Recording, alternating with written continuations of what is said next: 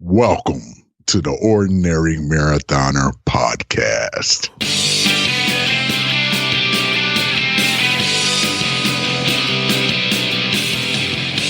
Hello and welcome to the Ordinary Marathoner Podcast. My name is Coach Scott. I'll be your host today. It is Monday, December 7th. Hope you guys are having a good Monday so far. Hope you had a great weekend. Today is December 7th. It is Pearl Harbor Day, a day that will live in infamy. I want to thank Joe Seiler, Mr. Seiler, my ninth grade social studies teacher. He somehow got that little nugget into the brain. I haven't killed those brain cells yet. A little American history for you guys today. What do you call it? Before we get going really here today, I do want to just have it's kind of a shout out, but just sending good vibes to my friend Travis. He's been a member of the Ordinary Marathoner community for quite some time. I listened to the podcast for a long time. Always support us, and just going through some rough times, and we just have his back, and we just want to let him know. I know I'm being a little cryptic. It's kind of his story to tell, but just wanted to let him know that we support him, and we're sending good vibes his way, and we're wishing for the best. Our Patreon account, our Patreon page over at patreon.com/ordinary marathoner. Look, I've been resistant to the Patreon thing for quite some time, for years now, really. But I've seen some other folks having some success with it. And I felt like, hey, maybe this is just a way we can get you guys, who listen to the show and kind of just support the show and everything that we do here. And it's just a way for you guys to help support us and just stay creative and stay in business and keep moving forward. So if you go to patreon.com, I want to thank Debbie Early for being our latest patron over at Patreon. And thank you for your support, Debbie. You're certainly, you're like practically a member of the family by now.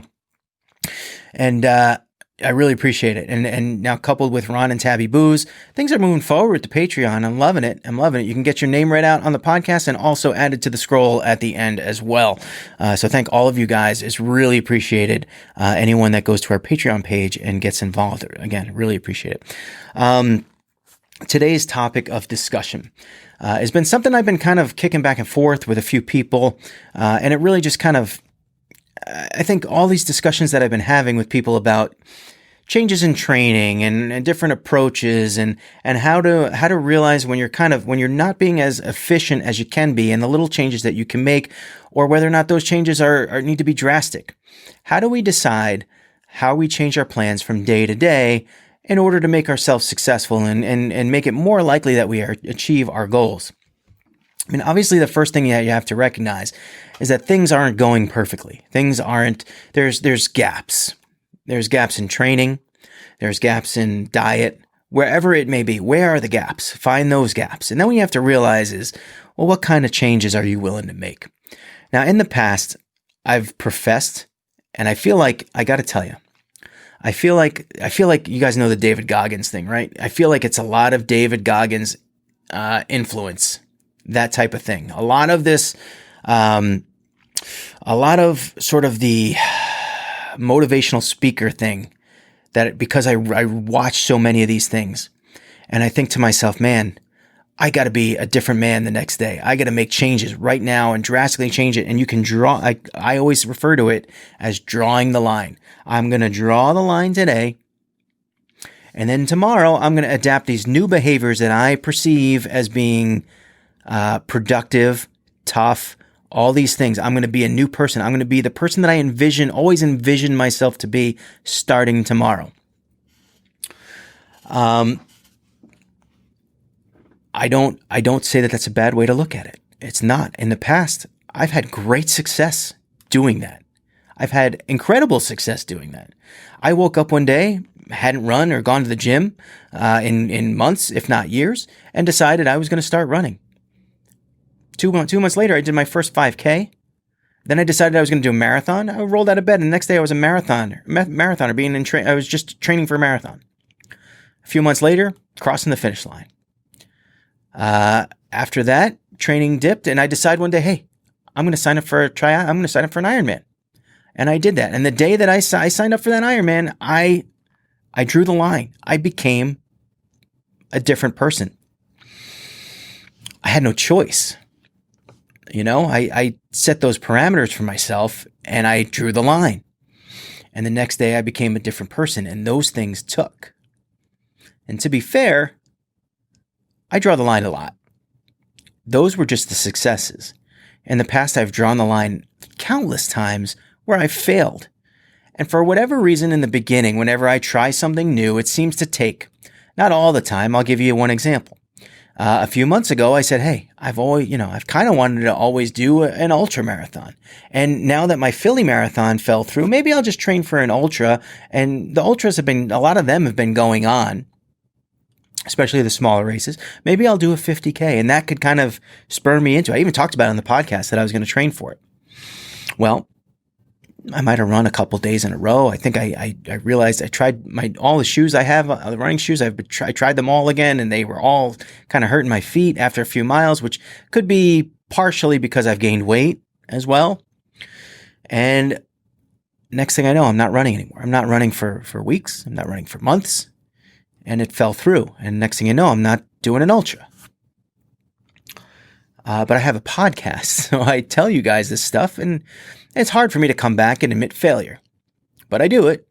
I do it to kind of, I don't want to be a failure here, but look, it's a struggle. And I got to share that struggle with you guys because some of you guys are facing the same thing. And when you draw that line, I talk about it. Sometimes you draw it and you have great success. And sometimes you draw it and you fail miserably. And when it comes to running, that certainly is the case.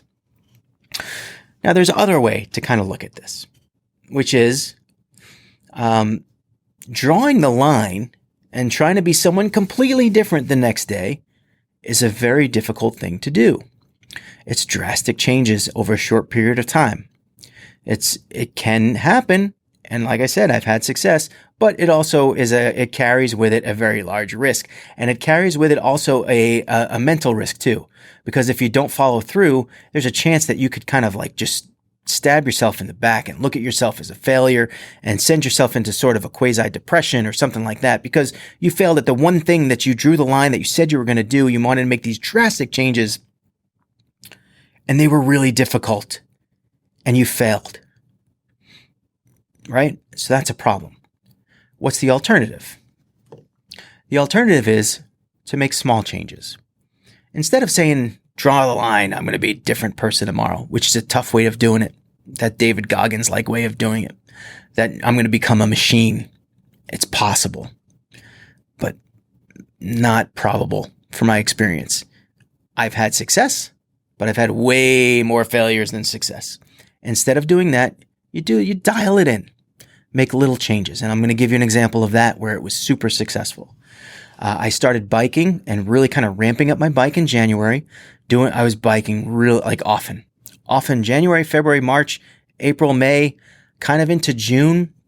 When I hit July, I started feeling myself fall off. And what it was I would wake up in the morning and say, this is the bike ride I want to do today. And I'd say to myself, all right, I just have to find time. I got to find time to squeeze it in. And most days I would. And some days I wouldn't. And some days I'd look and the clock was 9 o'clock, 10 o'clock at night and I hadn't done the bike and I would just say, forget it. And you go to bed defeated. And so right around the same time I was doing this presentation, putting it together on my running story, and I did it for Allison Knott. And one of the things I put together was this whole notion of, when you're in high school athletics or college athletics, you don't miss a day. You have practice, and the practice is at a certain time, at a certain place, and you can't miss. And if you miss, you could lose your starting role. You could get kicked off the team. There's consequences to missing practice. So you don't miss. You prioritize practice. There's not many things that you can legitimately prioritize over practice, unless you're Allen Iverson. Practice? We talking about practice? Yeah, we're talking about practice. Now, I looked at my schedule and I said to myself, there's never a day that I know for sure that I'm going to be available at 1 o'clock to train, available at 3 o'clock. I don't have a specified time that I'm free every day. Or do I? And the answer was, well, I do if I set the alarm early enough. And the 5 o'clock ride, the 5 a.m. ride was born. We've been doing this ride now for 4 months, September, October, November. Yeah, 4 months. I think even started in August. So for 4 months now, we've been doing 5 a.m. rides. And I make these rides about 90% of the time. Lately, I've been kind of failing here and there. But somewhere between 80 and 90% of the time, that's a pretty good hit rate. 4 out of 5, 4 out of 5 or 9 out of 10 if you go over 2 weeks, somewhere between there. That's a pretty good hit rate compared to none, right? That's where it was before. And in addition, over the course of time, I've even tweaked it a little bit further. And now I do a 5 o'clock ride and a 6 o'clock ride because I have clients that are 1 hour over. And, Mike Roman still shows up early anyway. But so I went up riding for 2 hours, which is great. And it fits my training schedule perfectly. I get off the bike. It's almost 7 o'clock. I can cook breakfast for the kids and then start my day. It works perfectly. So case in point, small tweaks to the plan, lots of success. Haven't missed a lot of rides. I feel really good with where my bike is right now. I'm seeing really good improvement. The detriment to not making the big change, to drawing the line and being a different person the next day, instead making the small change. The small change might not be enough. What are my goals? My goals are, I talked about potentially doing an ultra, definitely doing an ultra next year for Marine Corps. I got Ironman races to come. That involves not just biking and running and swimming too. My weight needs to decrease. I need to lose weight in order to be an effective rider. My weight has been, it's been all over the place, but the last few weeks, it's been a slow incremental increase. And the diet hasn't been there. And the running workouts hadn't been there. And I felt like these were two things that I really needed to jump on and change. So I did. And we started dialing them in again, right? We had the Ordinary Half Marathon last week. And my most important goal from that was to implement a regimented running workout, to make sure that I run at least a few times a week, that I can't let running fall through. Because when I do, I lose a lot of my running skill, of my running capacity. And it takes time to build that up, as opposed to kind of just at least maintaining and then building it from there. I need consistency there. So that was the tweak, and that we went through the Ordinary Half, and I ran last Friday, Saturday, Sunday. And then I took Monday off. I ran Tuesday. I had double bikes on Wednesday and Thursday, and then I ran Friday and I ran Sunday. So the consistency is coming back, and I hope to maintain that. All right. I hope to maintain that. So we tweaked up the run a little bit. And now also I got to tell you, the run, I feel a little bit iffy about running so much so quickly. I want to run a lot. I have the desire to run a lot. And when I have the intention of running a lot, but I feel like my fitness kind of took a step back because I haven't been running enough. So the tweak there is to start implementing some elliptical work too.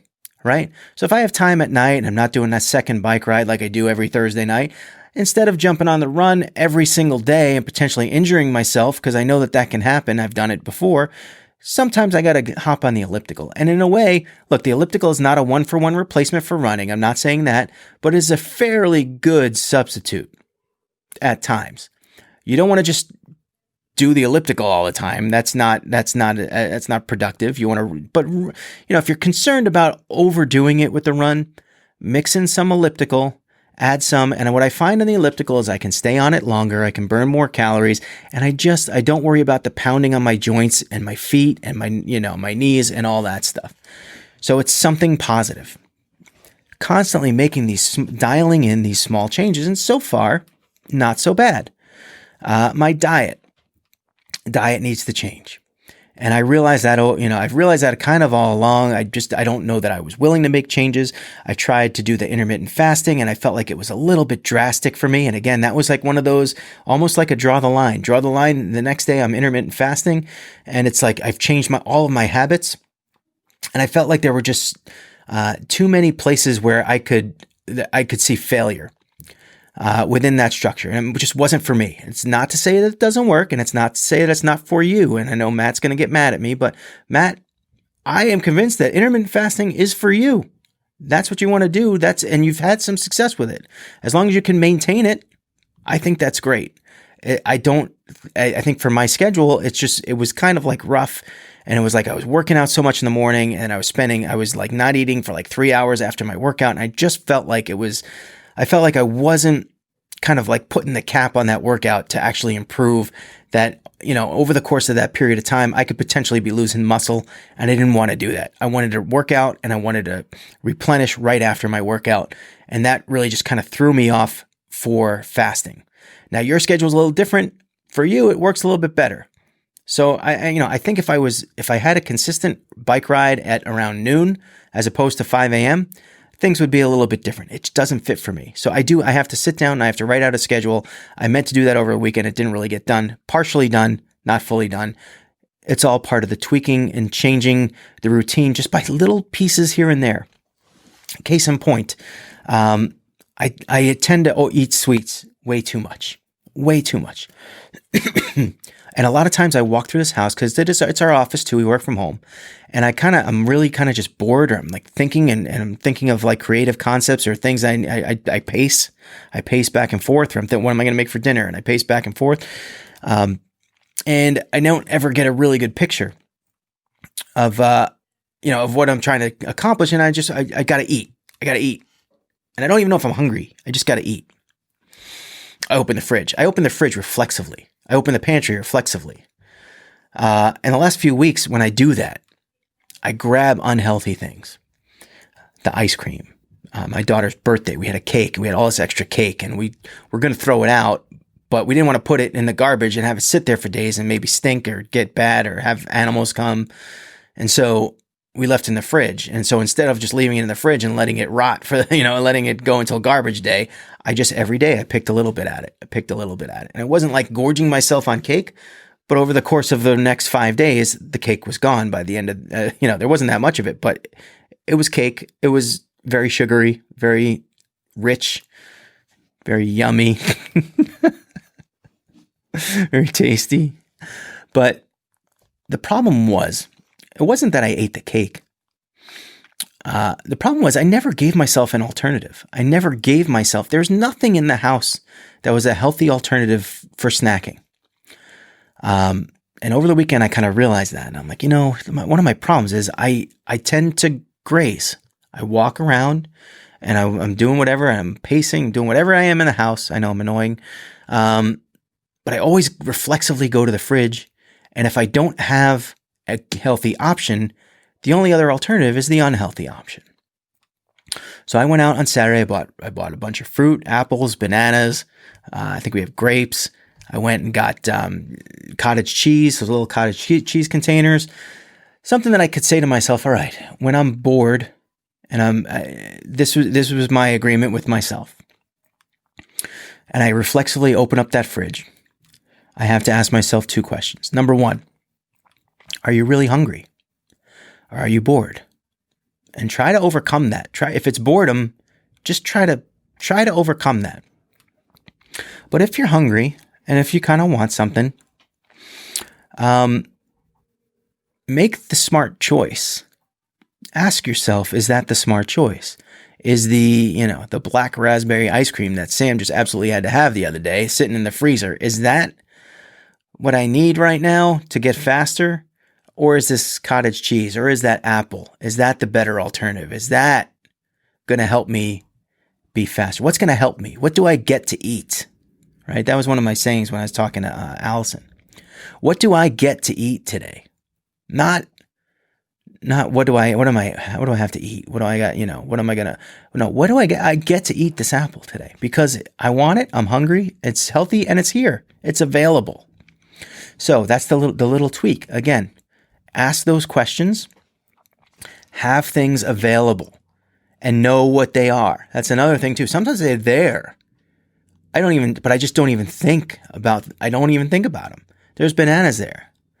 We have them almost all the time for Ellie. And sometimes they're there and I just never think banana. Just go get a banana. No. Cake, ice cream. There was apple pie that came with Thanksgiving. They're just bad decisions that I've made over the last few weeks. So that, and listen, so here, all I'm saying is with this, you have to kind of feel for yourself what you can take on, that responsibility you can take on for making those decisions, and what's going to happen should you fail. With that if you're making those little changes and you fail, you can either try to just pick it back up again, or you can analyze the failure and try to adjust. And, maybe you got to buy different snacks. Maybe you got to, maybe you got to leave, I don't know, instead of buying a 12-pack of beer, buy a 6-pack. And that way you only have 6 in the fridge. So, once you finish those, that's it. You don't have more. I don't know. I'm throwing it out there. Just make little changes. And again, I've had success with both ways. So I'm not here to tell you that one way is better and one way is not.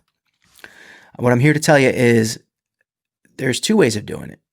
Drastic change, increase the risk of failure, and you have to take that into account. But the successes could be juicier and they could be really wonderful.